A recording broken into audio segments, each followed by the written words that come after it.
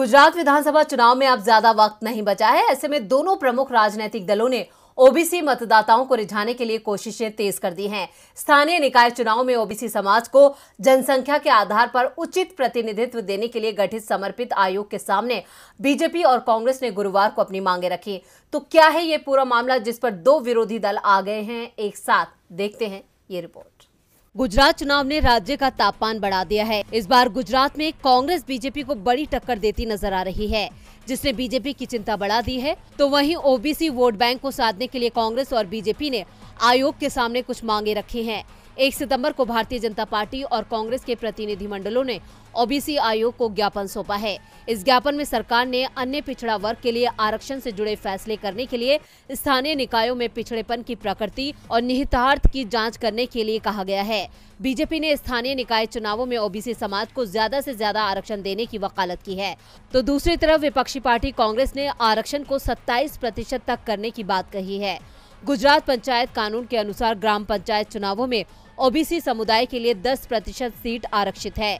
BJP प्रतिनिधिमंडल में पूर्व मंत्री शंकर चौधरी, वर्तमान मंत्री जगदीश पांचाल, ओबीसी नेता अल्पेश ठाकुर और प्रदेश प्रवक्ता भरत डांगर शामिल थे। डांगर ने गांधीनगर में कहा कि भाजपा हमेशा अंतिम कतार के अंतिम व्यक्ति के उत्थान के दर्शन में विश्वास करती है। इस प्रकार हमने आयोग से स्थानीय निकाय चुनावों में ओबीसी उम्मीदवारों को अधिकतम संभव आरक्षण देने का आग्रह किया है। हम ओबीसी को न्याय देने के लिए प्रतिबद्ध हैं। गुजरात कांग्रेस अध्यक्ष जगदीश ठाकुर ने संवाददाताओं से कहा कि उनकी पार्टी राज्य में ओबीसी की सही आबादी का पता लगाने के लिए जाति सर्वेक्षण के पक्ष में है। उन्होंने कहा, आरक्षण आबादी और ओबीसी की वर्तमान सामाजिक एवं आर्थिक स्थिति के आधार पर दिया जाएगा। ऐसे में हमारी पहली मांग ओबीसी आबादी का पता लगाने के लिए जनगणना कराने की है। हमारे अनुमान के अनुसार राज्य में ओबीसी आबादी का 52% है। हमने आयोग से आरक्षण को वर्तमान में 10% से बढ़ाकर 27% करने का आग्रह किया है। यहाँ तक कि बजट भी इस नए अनुपात के अनुसार ही आवंटित होना चाहिए। गुजरात की बीजेपी सरकार ने स्थानीय निकायों में पिछड़ेपन की प्रकृति और प्रभाव के बारे में आंकड़े एकत्र करने और उनके विश्लेषण के लिए जुलाई में आयोग का गठन किया था। वैसे ये पूरी कवायद आने वाले चुनाव से जोड़कर देखी जा रही है। हिमाचल प्रदेश में इस साल के आखिर में कभी भी विधानसभा चुनाव हो सकते हैं। चुनाव को लेकर कांग्रेस इस वक्त सत्ता पर काबिज बीजेपी से 4 कदम आगे चल रही है। अब कांग्रेस के अंदर टिकटों को लेकर दावेदारी शुरू हो चुकी है, तो वहीं बीजेपी अपनी सत्ता बचाने के लिए नई नई परियोजना का लॉलीपॉप जनता को देने की कोशिश कर रही है। देखते हैं ये रिपोर्ट। हिमाचल प्रदेश विधानसभा चुनाव के लिए टिकटों के लिए घमासान शुरू हो गया है। हिमाचल प्रदेश की 68 सीटों पर होने वाले विधानसभा चुनाव के लिए कांग्रेस के टिकट के लिए 1347 नेताओं ने आवेदन किए हैं। दरअसल हिमाचल प्रदेश विधानसभा चुनाव के मद्देनजर हिमाचल में कांग्रेस पार्टी ने टिकट लेने वालों से आवेदन मांगे थे, जिसकी अंतिम तारीख 1 सितंबर शाम 5 बजे तक रखी गई थी, जिसमें कांग्रेस के टिकट के लिए अंतिम दिन में सबसे ज्यादा आवेदन मिले हैं। इन आवेदनों की संख्या 1347 तक पहुंच गई, जिसमें 670 आवेदन ऑनलाइन मिले। इसके अलावा 670 ऑफलाइन आवेदन किए गए हैं। इस बीच सबसे ज्यादा आवेदन हॉट सीट शिमला शहर के लिए आए हैं। शिमला शहर से टिकट पाने के लिए 40 से ज्यादा आवेदन आए हैं। इन आवेदनों को लेकर कांग्रेस पार्टी के महासचिव नरेश चौहान ने जानकारी देते हुए कहा, अब इन आवेदनों की स्क्रूटनी की जा रही है कि कौन से क्षेत्र से कितने आवेदन आए हैं। इसके बारे में देर शाम तक या सुबह तक पूरी जानकारी मिल जाएगी। हिमाचल प्रदेश विधानसभा चुनाव से पहले कांग्रेस ने 1 सितंबर को प्रदेश की जनता के लिए 10 गारंटी वाला मिनी चुनावी घोषणा पत्र जारी किया था। कांग्रेस ने अपने 10 वादों में पुरानी पेंशन योजना और 300 यूनिट तक बिजली प्रदेश की जनता के लिए मुफ्त देने का संकल्प लिया है। हिमाचल प्रदेश में इस बार के चुनाव में आम आदमी पार्टी भी मैदान में है, जो कांग्रेस को नुकसान पहुंचाने के इरादे से ताल ठोक रही है। वहीं कांग्रेस ने बीजेपी से निपटने के साथ साथ आप से भी मुकाबले के लिए एक प्लान तैयार किया है, जिसे कांग्रेस ने प्लान बी का नाम दिया है। कांग्रेस की माने तो राज्य में कांग्रेस फिर वापसी कर रही है और आप का प्रदेश में कोई वजूद नहीं है। वहीं पिछले चुनाव के रिजल्ट पर नजर डालें तो बीजेपी ने 44, कांग्रेस ने 21, सीपीआईएम ने 1 और 2 सीट निर्दलीय उम्मीदवारों ने जीती थी। लेकिन इस बार कांग्रेस 60 सीटों पर अपनी जीत का दावा कर रही है। टीएमसी की तेज तर्रार सांसद महुआ मोइत्रा अक्सर वो कर जाती हैं जो बीजेपी के लिए एक सबक होता है। देश में बढ़ती नफरत को लेकर भी महुआ मोइत्रा ने एक शाबाशी वाला काम किया है। अक्सर नेता अपने वोट बैंक को ध्यान में रखकर सही गलत का फैसला करते हैं, लेकिन महुआ मोइत्रा सही को सही और गलत को गलत कहने में जरा भी संकोच नहीं करती हैं। तो अब महुआ मोइत्रा ने क्या कर दिया है, देखते हैं ये रिपोर्ट। देश में बढ़ती असहिष्णुता को लेकर टीएमसी सांसद महुआ मोइत्रा ने चिंता जताई है। दरअसल टीएमसी सांसद महुआ मोइत्रा ने हैदराबाद में फूड डिलीवरी कंपनी स्विगी के एक ग्राहक की ओर से मुस्लिम डिलीवरी बॉय नहीं चाहता का निर्देश लिखे जाने पर कड़ी प्रतिक्रिया दी है। उन्होंने कहा कि स्विगी को ऐसे ग्राहकों की लिस्ट जारी करनी चाहिए और उन्हें ब्लैकलिस्ट करने के साथ उनके खिलाफ पुलिस में केस दर्ज कराना चाहिए। उन्होंने ये भी कहा कि हैदराबाद के ग्राहक की ये हरकत पूरी तरह से गैर कानूनी है। दरअसल हैदराबाद के एक कस्टमर ने अपना फूड ऑर्डर किया और इसके बाद स्विगी को मैसेज कर कहा कि डिलीवरी बॉय मुस्लिम नहीं होना चाहिए। इस मैसेज का स्क्रीनशॉट सोशल मीडिया पर खूब तेजी से वायरल होने लगा। लोग इसे शेयर कर इसकी आलोचना कर रहे हैं। वहीं अब महुआ मोइत्रा ने भी इस पर अपनी नाराजगी जाहिर की है। उन्होंने ट्वीट करते हुए लिखा कि हैदराबाद के एक ग्राहक ने स्विगी को मुस्लिम डिलीवरी बॉय को नहीं भेजने के निर्देश से लगता है कि कट्टरता सामान्य बात होती जा रही है। ये दुखद है। स्विगी ऐसे ग्राहकों की सूची सार्वजनिक करे और उन्हें आगे फूड सप्लाई नहीं और उनके खिलाफ पुलिस में शिकायत दर्ज कराए। कांग्रेस नेता और शिवगंगा से सांसद कार्ति पी चिदम्बरम ने ट्वीट के जरिए मामले में कार्रवाई करने की मांग की है। चिदम्बरम ने लिखा है कि प्लेटफॉर्म कंपनियों को इस मामले में चुपचाप नहीं बैठना चाहिए। कंपनियों को कर्मचारियों के साथ हो रहे इस अन्याय के खिलाफ आवाज उठानी चाहिए। उन्होंने कहा कि धर्म के नाम पर वर्कर्स को क्या क्या झेलना पड़ रहा है, जो गलत है। Telangana state taxi and drivers joint action committee के अध्यक्ष शेख सलाउद्दीन के शेयर किए जाने के बाद स्विगी के लिए एक ग्राहक की पर्सनल रिक्वेस्ट का स्क्रीनशॉट वायरल हो गया। इसमें उस व्यक्ति के नाम और डिटेल को भी शेयर किया गया है जिसमें मुस्लिम डिलीवरी बॉय को ना भेजने की रिक्वेस्ट की थी।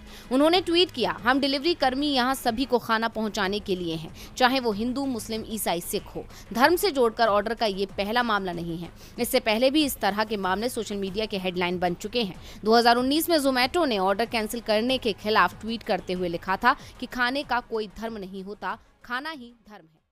2002 गुजरात दंगों में सुप्रीम कोर्ट से पीएम मोदी को तो क्लीन चिट मिल गई थी, लेकिन इसके बाद से सामाजिक कार्यकर्ता तीस्ता सीतलवाड़ की मुश्किलें बढ़ गई हैं और वो अपनी जमानत होने का इंतजार कर रही हैं। लेकिन इसमें देरी होती देख अब सुप्रीम कोर्ट को मामले में दखल देना पड़ा है और सुनवाई के दौरान गुजरात पुलिस को जमकर फटकार भी लगाई है। आज फिर मामले की सुनवाई होनी है। क्या कुछ हुआ सुनवाई के दौरान, आइए देखते हैं इस रिपोर्ट में।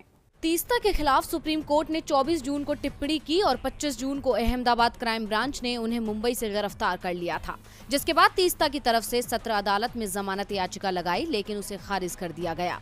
ऐसे में सत्र अदालत से जमानत अर्जी खारिज होने पर तीस्ता ने हाई कोर्ट का दरवाजा खटखटाया था, लेकिन हाई कोर्ट ने जमानत याचिका पर नोटिस जारी कर मामले को 6 सप्ताह बाद 19 सितम्बर को लगाने का आदेश दिया था। ऐसे में इतनी लंबी तारीख देने पर तीस्ता ने सुप्रीम कोर्ट में याचिका दाखिल की और अंतरिम जमानत की मांग की, जिस पर बीते दिन सुनवाई हुई और अब आज फिर मामले में सुनवाई होनी है। लेकिन बीते दिन हुई सुनवाई में सुप्रीम कोर्ट ने गुजरात पुलिस को जमकर फटकार लगाई। इतना ही नहीं, गुजरात हाई कोर्ट पर सवाल उठाते हुए राज्य सरकार को भी कटघरे में खड़ा कर दिया। सुप्रीम कोर्ट ने राज्य सरकार से पूछा कि क्या हाई कोर्ट में ऐसा ही होता है?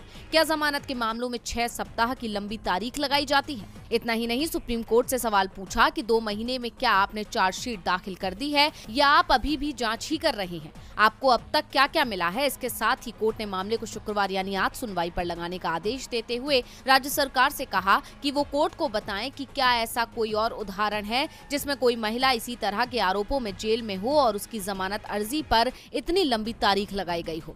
प्रधान न्यायाधीश यू ललित की अध्यक्षता वाली 3 सदस्यीय पीठ ने तीस्ता की जमानत याचिका पर सुनवाई के दौरान पूछा, तीस्ता के खिलाफ ना तो यूएपीए और ना ही पोटा का केस दर्ज है, फिर भी 2 महीने से आपने उन्हें कस्टडी में रखा है।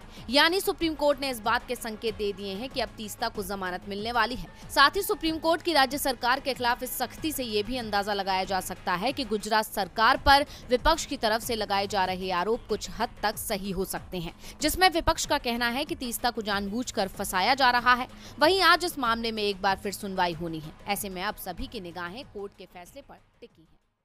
देश की जनता इस वक्त महंगाई से जूझ रही है। खाने की चीजों से लेकर तेल के दाम आसमान छू रहे हैं। इस दौर में उसे राहत की उम्मीद है, लेकिन अब तो आने वाले दिनों में उनकी परेशानी और बढ़ने वाली है, क्योंकि एसबीआई और मूडीज ने जीडीपी ग्रोथ का अनुमान घटा दिया है, जिसका असर महंगाई पर भी देखने को मिलेगा। तो कितनी घटेगी जीडीपी ग्रोथ, देखिए इस रिपोर्ट में। देश का विकास जीडीपी पर निर्भर करता है। जब ये बढ़ती है तो अर्थव्यवस्था भी बढ़ती है, लेकिन देश में तो जीडीपी लगातार लाल निशान पर जा रही है और अब तो एसबीआई और मूडीज ने भी ऐसे आंकड़े पेश किए हैं जिससे लोगों की चिंता और बढ़ेगी। एसबीआई के चीफ इकोनॉमिस्ट सौम्यकांति घोष ने फाइनेंशियल ईयर 2023 के लिए जीडीपी ग्रोथ अनुमान को घटा दिया है।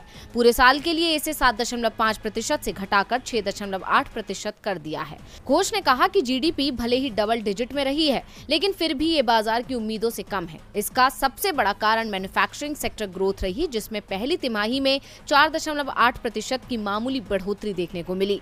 फर्स्ट क्वार्टर फाइनेंशियल ईयर 2022 में ये 49% थी। कंस्ट्रक्शन में ग्रोथ रेट 16.8% रही, जो फर्स्ट क्वार्टर फाइनेंशियल ईयर 2022 में 71.3% थी। इसके अलावा माइनिंग ग्रोथ 18% से घटकर 6.5% रह गई। वहीं मूडीज इन्वेस्टर सर्विस ने भी फाइनेंशियल ईयर 2023 के लिए भारत के जीडीपी अनुमान को घटा दिया है। फाइनेंशियल ईयर 2023 के लिए इसे 8.8% से घटाकर 7.7% और फाइनेंशियल ईयर 2024 के लिए 5.2% कर दिया है।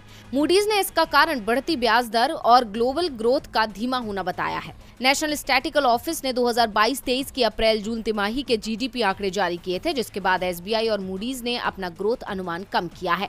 एनएसओ के आंकड़ों के मुताबिक जून तिमाही में जीडीपी ग्रोथ 13.5% रही। पिछले साल की समान तिमाही में ये 20.1% थी। पिछली तिमाही में जीडीपी ग्रोथ रेट 4.1% थी। ये आंकड़े साफ बता रहे हैं कि कैसे लगातार देश का विकास घटता जा रहा है। अब इस गिरावट के बाद सवाल उठता है कि आखिरकार कैसे सुधरेंगे।